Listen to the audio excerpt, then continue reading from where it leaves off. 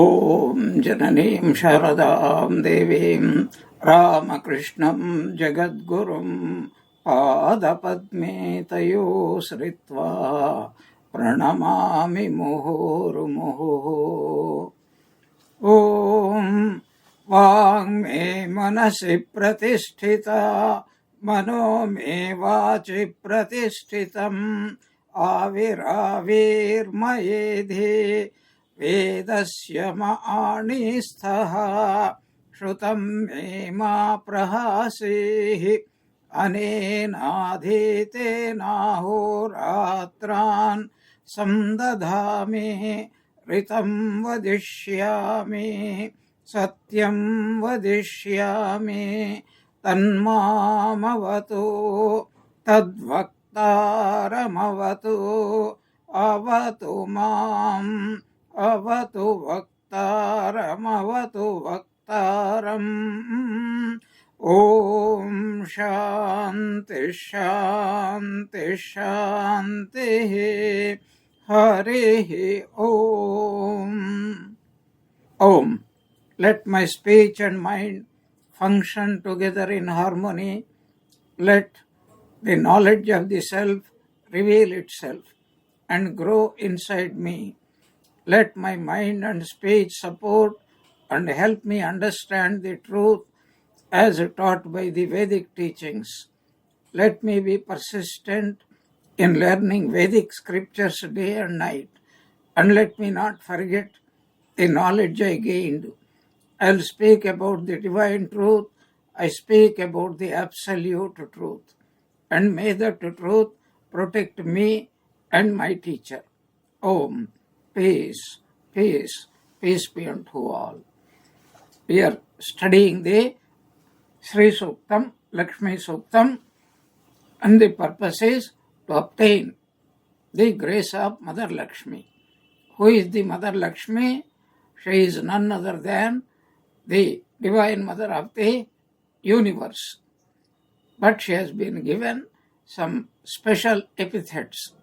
This is the speciality of Hinduism. The same Divine Mother is depicted in her terrible form as Kali, as Dhumravati, as Chinnamastha, Smashana Kali, etc. Different forms of Kali are there. But one form of Kali is very endearing, pleasing. That is called Dakshina Kali. That is what Sri Ramakrishna worshipped at Dakshineshwar. So, same divine being. That is the first point we have always to keep in mind. Second important point, the Brahman and the Divine Mother are not two separate entities. Same Brahman or same reality when we think without any activity. And all activities are classified under only three topics: creation, sustenance, maintenance, and dissolution or destruction. When we think of God with activity, then we call him as the Divine Mother, Shakti. But the same Divine Mother without any activity is called Brahman. This is the great lesson we have to learn. God, Divine Mother, there is no distinction. She is not the wife, she is not the consort, she is not even the Shakti, but she is Brahman herself. And it is not that God is separate and his Shakti is separate, or they belong to him, but our thinking. The third point, God is what he is just because of our thought, our thinking. So, we have discussed that first mantra, that, O Divine Mother, so you have to come. But she has to be invited. And we are inviting her through Agni Devata, he who is again only the divine being. And second mantra also, we say, let the Divine Mother in the form of Lakshmi, Divine Mother with certain qualities called Lakshmi. And we have seen that not one. Lakshmi means in general purity, knowledge, happiness, Sat Chit Ananda. So she is called Lakshmi, and Lakshmi has various aspects like Dhana Lakshmi, Dhanya Lakshmi, Gaja Lakshmi, Siddhi Lakshmi, Jaya Lakshmi, Vidya Lakshmi, etc., etc. So, is there any end? No. Whatever her children are in need of, and Divine Mother can be thought of in that particular form, as Saraswati, as Lakshmi, or as the Parvati or Kali. It depends upon us. How we think of God depends upon our own mind. And our mind develops these ideas usually from our culture. That is why in some of the religions, especially Islam, very difficult that a devotee can think of God as the most loving, gracious, forgiving, forbearing aspect as a mother. Very difficult for them. And then there is a sociological fact, and it is very interesting fact. What is that fact? Either we think of God as a father or a mother, etc., and how do we develop that idea? That depends upon social conditions. That society where the woman or the mother, how she is looked upon, that more or less determines only it is multiplied to the 9th degree. My mother is loving and God is most loving. My mother is forgiving, God is all forgiving. My mother forbears so many of my faults, especially when I am a child. So God also forbears so many things. So this way, whatever our experiences in society, we have to project into our God. God is actually our projection.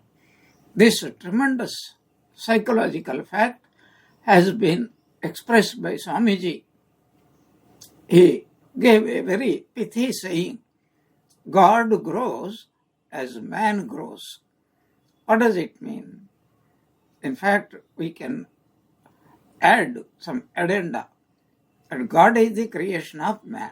And Swamiji said that also. Just as it is said, God creates us, every human being, in His image, we also create God in our image. So if I am a human being, it is difficult for me to think of God as an animal other than a human being. And Hindus do think as Ugra Narasimha, ferocious lion. But the lion does not behave like a lion. The horse-headed Hayagriva does not behave like a Hayagriva. The elephant-headed Vinayaka or Ganesha doesn't behave like a elephant-headed, but looks like an extraordinarily intelligent human being. He speaks every language, whatever language his devotee understands, God speaks. So these are all according to our image of God. So if there is a society where woman is looked down, and to think of God as a woman, mother, that is impossible practically. But vice versa also, if God can be looked upon as our mother, then our mother also can be looked upon as the Divine Mother. Not only that, we are thinking of certain qualities. Motherliness is one quality, fatherliness is another quality. Both are equally necessary for the harmonious growth of every child. And therefore, even a child can think of father as a mother, because if he is very loving, forgiving, forgetting, forbearing, and adoring, then that father is more than a mother. If a mother is very strict and pulls our ears for our own good, of course, making us attend a school even though we do not wish to do that, that is also fatherly aspect. So guna, the quality of their feelings, their behavior, and what we imagine to be those feelings, those qualities, that determines our concept of God. Here we are talking about Lakshmi Devi. And I said, first, Lakshmi is the Divine Mother. And she is always the consort. Consort means inseparable aspect of the male-female harmony, what the Chinese call yin-yang harmony, where one is present, both are present. So, why do we invite? We have two needs, and we might place importance on one particular need. Simple example, if I am thirsty, my immediate requirement is to quench my thirst, which is water. And if I am hungry, it will be food. If I am in trouble, that will be a saving factor. So human life goes through so many conditions, and all these conditions require fulfillment, and God becomes that fulfillment. So he could take the form of mother, father, brother, guru, protector, bodyguard, everything, anything that we require. This is a marvelous idea.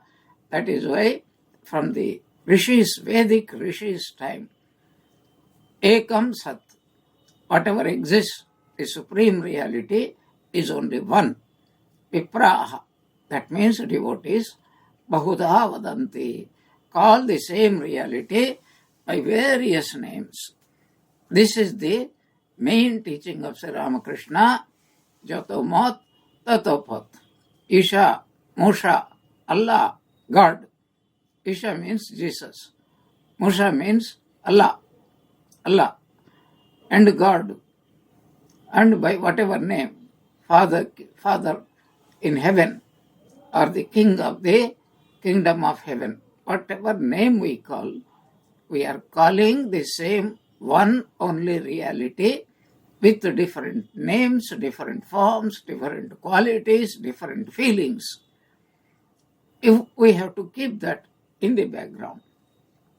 So we have already finished 2 mantras, and we have entered in our last class into the 3rd.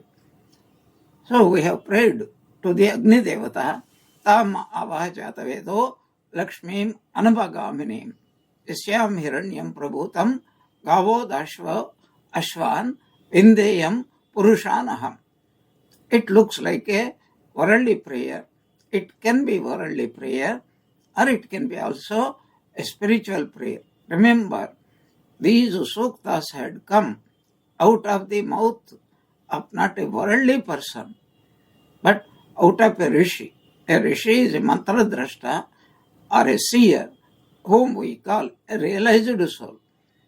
And when a realized soul is expressing his experience, he means everything. It could be prayers or worldly fulfillment, or shreyas, spiritual fulfillment.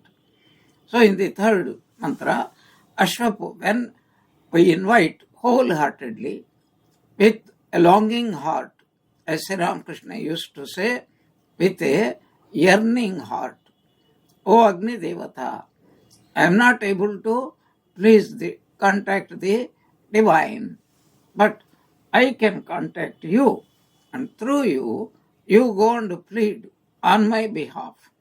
Please make God in the form that I want him to come to me, be gracious to me, and fulfill all my wants.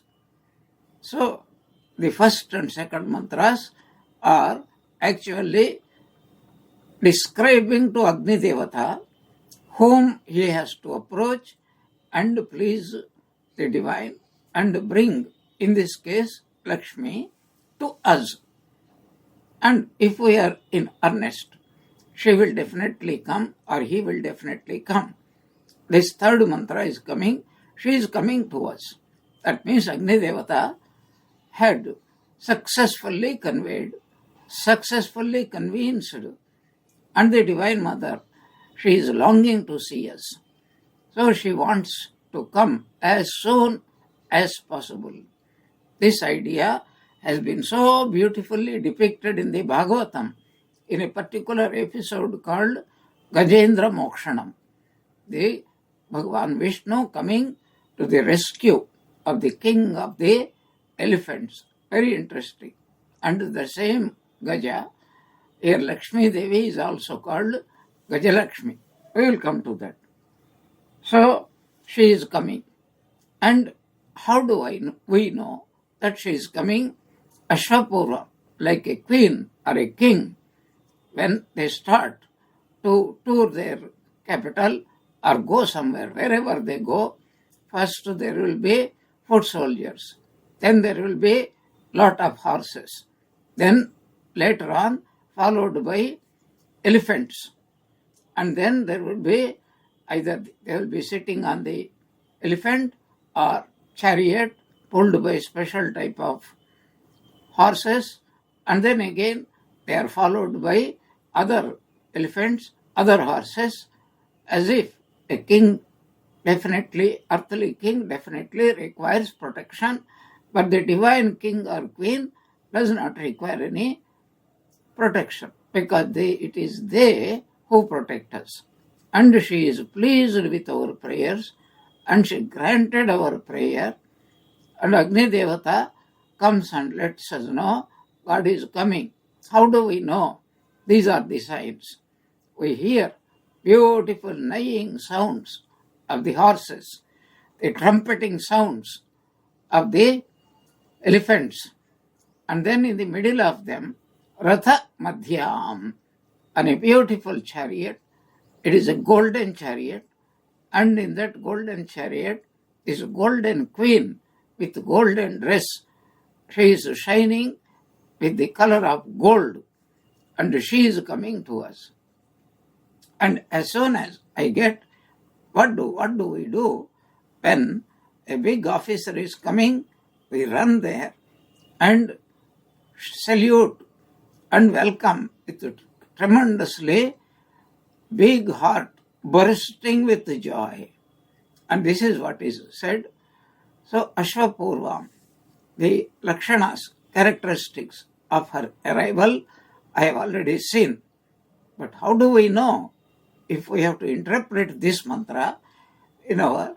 So suppose somebody is working in an office and the officer is highly pleased and she calls us. Whenever we approach, he speaks very sweetly. He or she speaks very sweetly to us. And more smiles are coming from the officer. And one day, very soon, so the promotion is coming.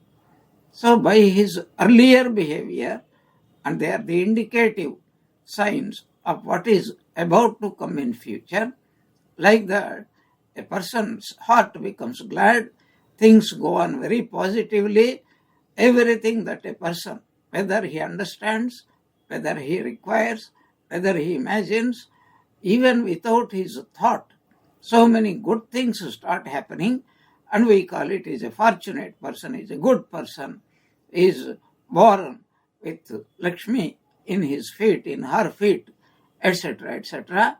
That is what happens. Ashwapurvam, Prathamatyam, Hastinada Prabodhini. We have to translate it into good fortune starts smiling and coming to us in everything. We become introduced to good people, and wherever we are, things go on very positively, and we understand God is very pleased, And how? Because we have prayed for it. God has granted that prayer. And then in this particular month, Suktam, it is the Sri Devi. Shriyam Devim Upafaya. I know all these signs definitely indicate that the Divine Mother is coming to me. And when she comes, I will be inundated, I will be flooded with good fortune, with the greatest bliss in the world.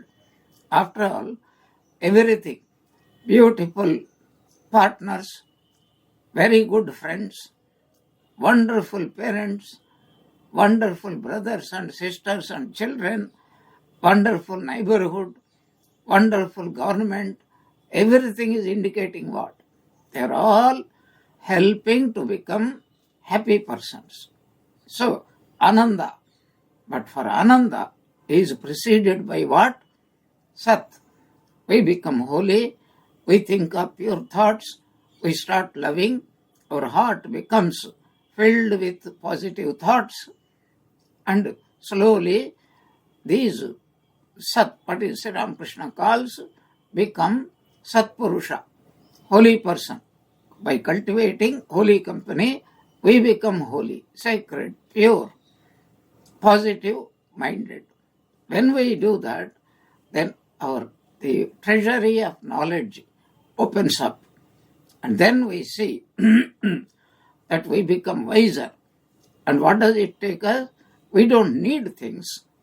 Only minimal things are more than sufficient to make us very happy, because happiness is coming from within, not from outside. So this is how we understand. And then the person becomes merged in bliss, Ananda Swarupa, Sat, Chit and Ananda. Every what is called good fortune has to be equated with not merely money or accumulating treasure, but with tremendous happiness. And then that brings purity, that brings wisdom, right knowledge. And right knowledge is always followed by Ananda. There is an invariable relationship between Sat and Chit and Ananda, and in that order. This is what we have to keep in mind. And then Sriyam Devim Upafaye. I wholeheartedly surrender myself to. Upafaye means I welcome. Why do I welcome? Because I need this Divine Mother. Every child requires its mother. The child is happy only in the lap of the mother. And my mother is coming to me, whom I have missed for a long time. And this mother is not to be compared with the earthly mother. My earthly mother is as miserable, as happy, as miserable as anybody else. But this Divine Mother, once she comes, and she is the very embodiment of Sat, Chit, Ananda. I wholeheartedly welcome. And look here, this, if Ananda, there is nobody, good person, evil person, or a saint, or a sinner, without exception, we all invite what is called not fortune. Good fortune, you say, but that's not an adequate expression. Bliss. We want more happiness, more happy than what we are. And we don't need to say, I invite you. We long for it. Until we achieve permanent, infinite happiness, we will not rest also. And the arrival of the Divine Mother in the form of Sri Devi, that indicates it. So, even though expressively it is said, I invite her, I welcome her. Upafaya means I wholeheartedly welcome. And then Sri Ma Devi Yushatam, that Divine Mother, she comes. And what should she do? She let her be. Ma means mom. This means me. That Sri Devi Yushatam, ever be pleased with me, never be displeased with me. I am a human being. I may take a faltering step, a misstep and I may commit mistakes, but the Divine Mother knows I am a child, just as a child soils itself, and no mother ever gets annoyed. Joyfully, they wash and take the babies. So let the Sri Devi be always pleased with me. Satya Lakshmi Devi, Upahvaye, I invite, I invoke. And she should be, as we said earlier, Anapagamini, that she should never leave me. That is a very important point. So this is what we discussed in our last class, and we move on now to the fourth mantra. Kam sosmitam hiranya prakaram ardram jvalantim truptam tarpayantim padme sthitam padmavannam tam iha upahvaye shriyam. In the third we have seen that I wholeheartedly upahvaye shriyam. I invite, by invoke, not only invoking, I invite the Divine Mother. And I want to meditate upon her. The baby never wants any separation from its mother. As long as we are babies, we feel if mother is separated, even for 1 millisecond, we feel very bad.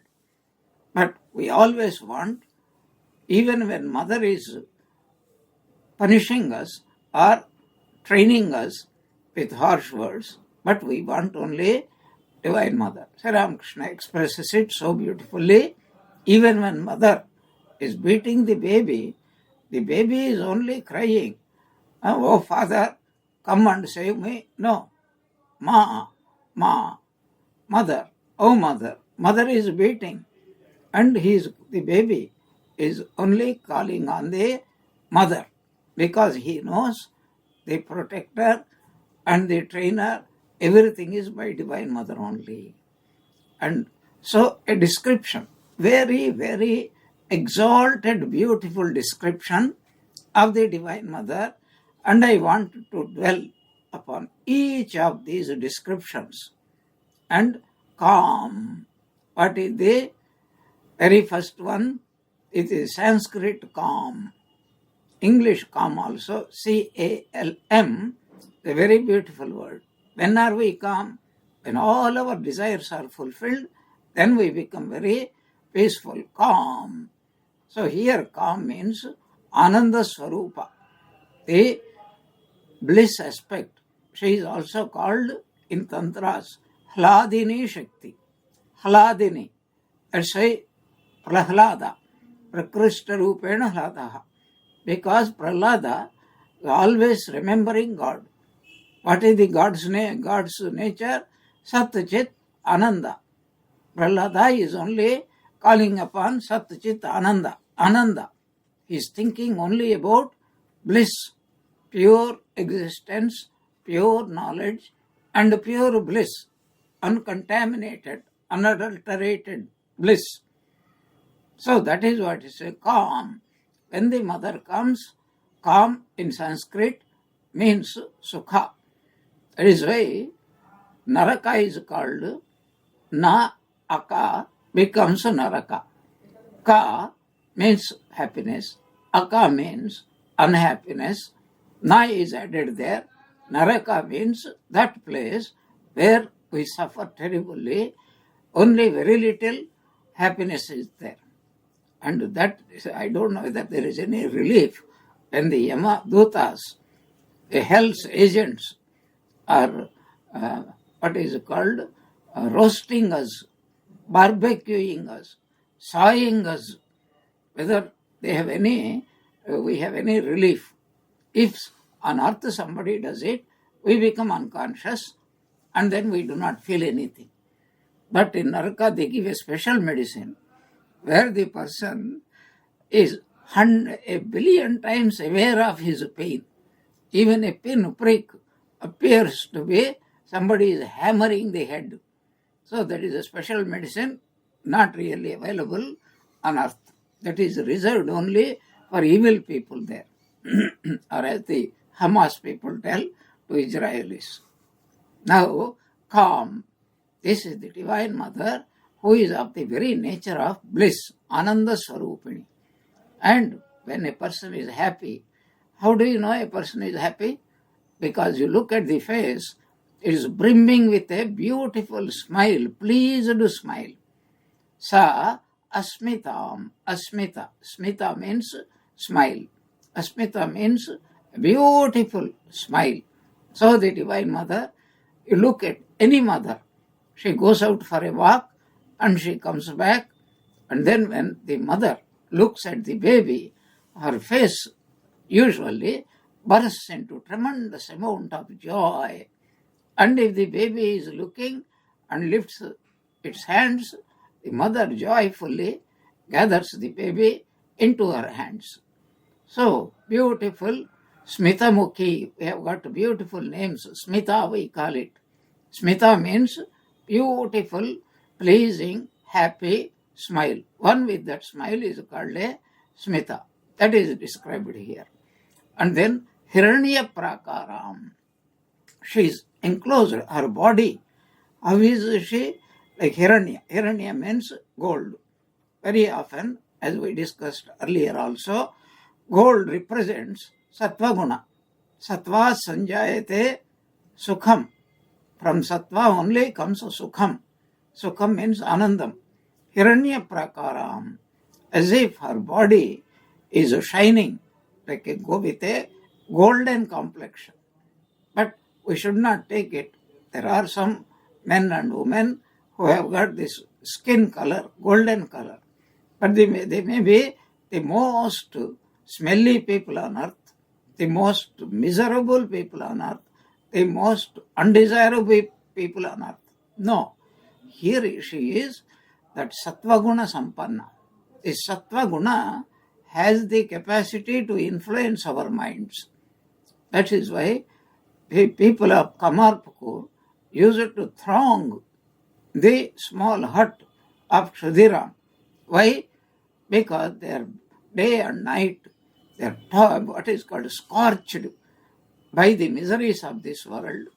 But when they visit Kshudiram's house, even for a few minutes, they become so happy, not because of their merits.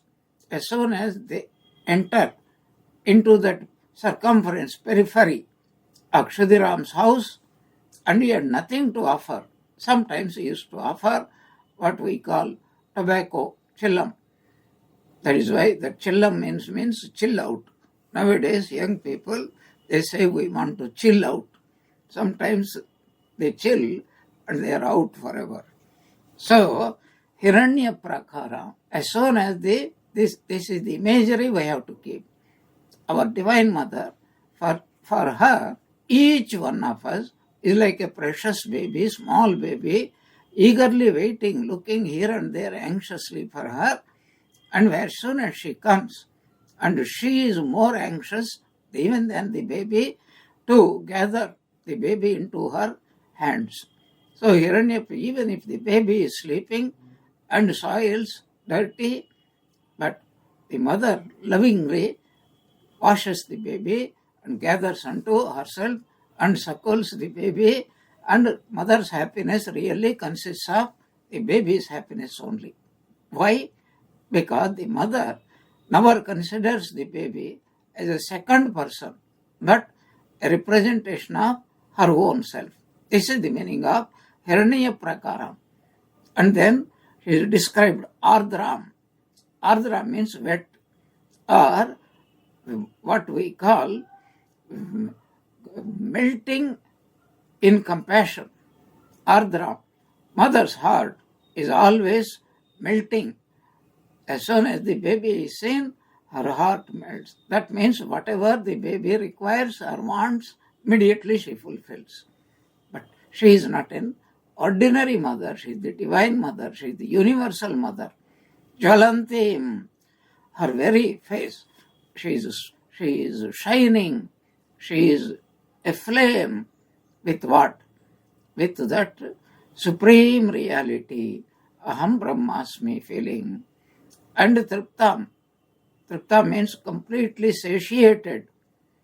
Tripti, always pleased. What can the baby give except in trouble? Sometimes, of course, the only thing the baby gives is only smile. But that is all the mother requires. No mother ever expects a baby to give anything in return. So Triptam, she is ever pleased. And Tarpayanti, the meaning of Tarpayanti means she is ever ready to fulfill all the desires, expressed, unexpressed, even not thought of her babies. Padme Sthitam. And this is a classical description of the Divine Mother. Padme Sthitam. She is always depicted as sitting on a lotus. Padmavarnam, her very form, the color of her skin. We are thinking of the Divine Mother in terms of a human being, whether it is Vishnu, Shiva, Ganesha, or Kartikeya, or Jesus Christ. We cannot think of God other than in a human form. Swami Vivekananda had expressed this so beautifully. If a buffalo had to think about God, then the God will be the biggest buffalo with the biggest, strongest horns upon his head, and no other being can withstand the power of those horns. If an ant has to imagine God, it will be the biggest ant that any ant can imagine. And then if any human being comes near, it will be worse than an ant. So this ant God is most powerful. And the sting of that ant God is irresistible. So it can destroy anybody. So according to our identity with what I am, we think of God a billion times magnified. That is our concept of God. And very funny consequences will come. Krishna is a cowboy. So can't you think like Houston, Texas cowboy? What is wrong with that? If there is any devotee of Krishna born in Texas, of course that person will imagine Krishna only as the Texas cowboy. No, we don't accept cowboys. Our Krishna doesn't look like that. He will not have a cockney hat. He will not have a shotgun. He will not be resting on the shoulders of a big horse, etc., etc. Now here he is resting on a cow. There is a peacock feather, etc., etc. These are all human imaginations. What is the point? This is how Hindus want to imagine, especially Mother Lakshmi. But when they want to imagine Mother Kali, it is only human beings who have imagined Mother Kali and established temples, etc., including the very great devotees of Mother Kali. But they will not depict Mother Kali the way Saraswati or Lakshmi are depicted. Very ferocious form, Mundamala, a garland of skulls. And she is only standing on the body, inert body of her husband. But there is deep inner meanings are there, and many times I have gone through. Here I am not going through. My point is, these are all human imaginations, but they are all very positive imaginations. Even when a devotee of ferocious Kali goddess is imagining or meditating, the heart of the devotee swells with a tremendous amount of joy, like this sea swells and wants to reach the moon on a full moonlit night. So Padme Sthitam, when we imagine the Divine Mother, when we meditate, this is for the sake of contemplation, then she is known as, she is sitting on the softest petals of the lotus flower. And it is a big lotus. And Sahasradala Padma, that is symbolically imagined at the highest place where the realization will come. Sahasradala Padma. And then Padma Varnam. It is such a pleasing color. It is nothing to do. It is made up of pure love, pure knowledge, pure bliss, pure existence. But in human terminology, Padmavarnam. And having said that, what do? Tam iha shriyam. Tam shriyam iha aham upahvaye. Aham is not there, but iha is there. I invoke her. I wholeheartedly invite such a Lakshmi Devi. Shriyam means Lakshmi Devi. Dvitiya Vibhakti. So calm. That is the very nature of embodiment of bliss, and always bestowing beautiful, pleased look, Hiranya Prakara, shining like a gold. So I pray to Goddess Lakshmi, I invite her to come and dwell permanently in my home. Which home? If we are imagining ordinary home will be what? It will be a bricks and mortar. So what happens when I go out for work? Divine Mother will be here. I will be somewhere in a wretched place. No, in my heart. Because earlier we said, Anapagaminim. Apagaminim means she who goes away. No, she will never go away. Na apagaminim, anapagaminim. She who never leaves me. Even if I leave her, she never leaves me. That is why Bhagavan Vishnu is called, one of his epithets is called Achyuta. Achyuta means that to fall down. Achyuta means never slipping from his position. It is interpreted by great commentators, some of the Vaishnava commentators, as what? If once a devotee says, Lord, I am your child and I surrender myself to you. The Divine Lord says, yes, I accept you, you are my child, and thereafter the child may forget the father, but father will never forget. So that Bhagavan keeps the idea, this is my child, and he never forgets it. Then that unforgettable attitude of the Divine Lord is termed as Achyuta, no Chuti itself. So Lakshmi is full of smiles, Asmitam, and resides in a golden enclosure, always radiant with happiness, seated on a lotus and resembling a lotus. Let me recollect to you a beautiful vision of Sri Ramakrishna when he came to Varanasi. He visited Mother Annapurna. He said, I have seen her in a golden color, radiating a divine joy and such a look. My child, I have come to you. I am so happy to see you. So, who can describe these kind of visions excepting in a very poor words? We cannot really do that. So, calm, asmitam, one has a radiant smile. We can only imagine with our experience, just as after a long separation, when a child comes.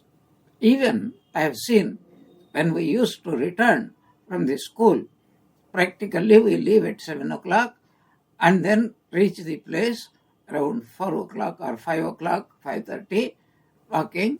Our mothers, their face will be smiling. But nothing can beat the descriptions in the Bhagavatam of how the gopis, the mothers, when their children used to return after grazing the cows in the hot, blazing desert like Vrindavan. You should not imagine like in the pictures, beautiful, like England, always raining. So in summer season, if you go to Vrindavan, you understand what I am talking about. Not much has changed since Krishna's time. With Godhuli, with the dust of the feet of the raised by the cows and by everybody else. When these fellows, coated with dust, etc., used to return, the mothers anxiously going 100 times in and out, where is my child? It is getting late. Why he is not coming? And when they espy the child from a distance, the mothers cannot bear even 1 millisecond separation. They run. And for them, the dust on the body of the child is no obstruction at all. They hug them to their bosom, and milk used to flow just as a cow's milk flows, seeing her cows. And this is the ordinary description of an ordinary mother. But especially after Brahmadeva had hidden all the gopas, cows and cows, in a cave for nearly either 6 months or 1 year, I do not remember, then Krishna assumed the forms of all the gopas and then cows and then cows, and for some unknown reason, and they did not even know what was the reason. Previously, sometimes they were not very eager to see their children, but now they could not hold themselves. Even from a distance, milk started flowing. The trees started shedding sweetest fruits, and no tree has ever given any sweet fruit, anything sweeter than when Krishna assumed the form of gopas, and then the cows, and then the cows. Nearly 1 year Brahma had kept them hidden, and that 1 year these people had experienced unimaginable bliss, because whom were they hugging? It was none other than Ananda Swarupa, Sachidananda, Brahman himself. That description of the Bhagavatam, that I don't think anywhere we can get it. We have to imagine this way, that she is Asmitam. She breaks into that beautiful smile. And then she is always golden enclosure. Here gold represents pure knowledge. What is the knowledge? I am the whole world. Every child is none other than myself. And then she has golden remember when Sri Ramakrishna visited Varanasi, he saw at first the whole Varanasi as a golden city. But don't imagine that first of all it is his imagination that even an ordinary brick building is appear with gold. No. Every holy place has two aspects. One is the worldly, secular, and the other is spiritual. Spirituality is often imagined as sattva guna, pure sattva guna. And sattva shines like the gold. And here is the Divine Mother. And she, her very nature, like the golden enclosure, splendor, sattva guna sampanna. So she is full of grandeur. And she represents the entire wealth of the world. Ardram. Ardra means soft, tender, full of motherly feeling. Warm. It means one who is wet or moist. That is the literal meaning. Ardra. Shayanacharya describes a beautiful way. Why should the Bhagavati be always described as wet? Because she just came from the Kshera Sagara. She is coming to us. Her residence is the milky ocean.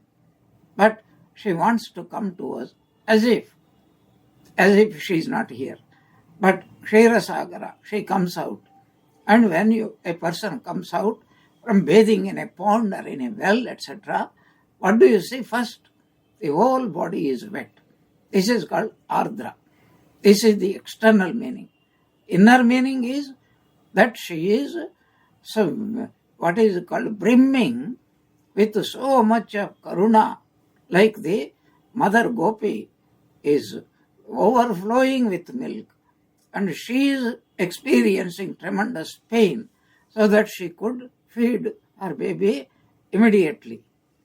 And this Lakshmi Devi is more than like that, our Divine Mother. Jvalantim, she is blazing, shining like a blaze. It means her eyes are glittering on seeing a true devotee who invites her to his home. And she is very soft, she is of tenderest nature. That means the moment you open or you don't open your mouth, she is going to fulfill all your wishes, even whether you express or not. So she reflects the light of Vishnu, and hence she is always blazing. This blaze resembles like gold, You see, you look at the sunlight, especially early morning and at the setting sun. You will see what is the meaning that is given here. Triptam, she is ever satisfied with her children. And the Divine Mother, even the slightest remembrance of her, she is brimming with love and devotion towards her own creation. What is her own creation? Herself. So it means satisfying the Divine Mother is not a difficult task. After all, she is the universe because she is the universal mother. Then what does she do? So with brimming, with so much of love and compassion, tarpayantim. Tarpayanti means she makes the aspirant completely fulfilled. Like a mother, as soon as she approaches the baby, suckles, and the baby is completely satisfied. And the baby doesn't have any desires. And we have to become like that babies. The moment we grow up, 100,000 desires, never ending desires, never satisfying desires spring up in our mind. But have you ever seen a baby? You gave me milk, okay, but you did not give me a cake, did not give me a rasgulla. Have you ever seen a baby complaining or whining or unhappy? Absolutely no. Blissful. So that means she makes the aspirant attain a state of eternal bliss. For the devotee's ultimate liberation is what really we all want. When we say, I am hungry, I don't want to be hungry. I want to be free from hunger. Not one time, but forever. So the Divine Mother satisfies aspirant. What type of Lakshmi? Padme Sthitam. This is the hint for meditation, contemplation. Padme Sthitam. Sitting in a softest of the flowers. As you know, Padma is the national flower of India. She is seated on a lotus, and when she enters his house, she comes with her full grandeur. And what is her complexion? Padma Varnam. She is born among the Padmas. Her complexion itself is Padma Varnam. That is why she is called Padmavati. And she is seated on a lotus. She holds lotuses in her hands. She appears like a lotus.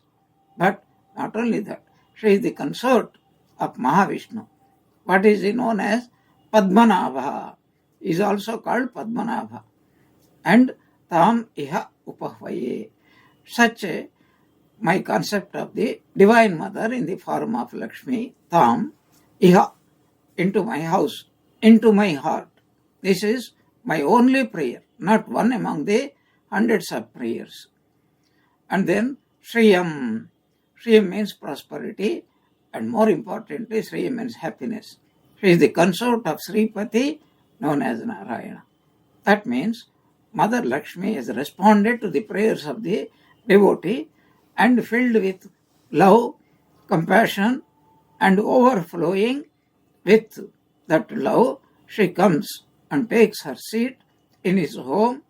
And literally we see when we enter some houses, like for example, Balaram Babu's house, full of Lakshmi, there is no shred of grief, sign of grief anywhere available. And then she is further described that I want to surrender completely. I want to be absorbed by her. This is expressed beautifully in the fifth mantra.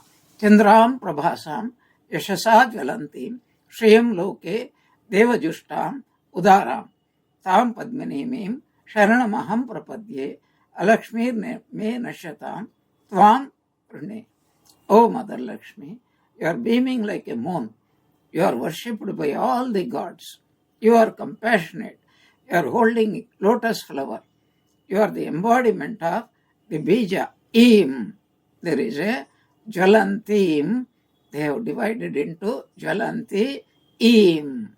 Im is the bija mantra of Mother Lakshmi. I surrender unto you with a prayer to remove my Lakshmi, means bad luck, distress, poverty, misfortune. And then Tvam Rune, I never want to be separated. I only choose you. Chandra, just as when we look at the moonlit night, beaming like the moon, our hearts are filled with indescribable happiness, bliss. Beauty is always compared in our Indian literature as the full moon, and the Divine Mother is just that effect. What does the Chandra do? When in the full moon day, even the waters of the ocean, rivers, tanks, etc., as if they want to, they rise up in wave after wave, as if they want to be one with Chandra. So like that, when a baby sees his mother coming there in that compassionate form, loving form, baby, his heart is filled with joy. Here Chandra means, or Chandramukhi we call it, that she who confers that bliss even by the thought of her. Prabhasa is shining brilliantly. That means if we become devotees of Lakshmi, here also will be shining. Shining with what? Not with what is called Frenchy perfume, but here tremendous amount of wisdom. What is that wisdom? I am the child, my mother is the none other than Divine Mother, not the earthly mother. That is the meaning of Prabhasam, that brilliant knowledge, ever abiding knowledge. And what type of Lakshmi? Yashasa.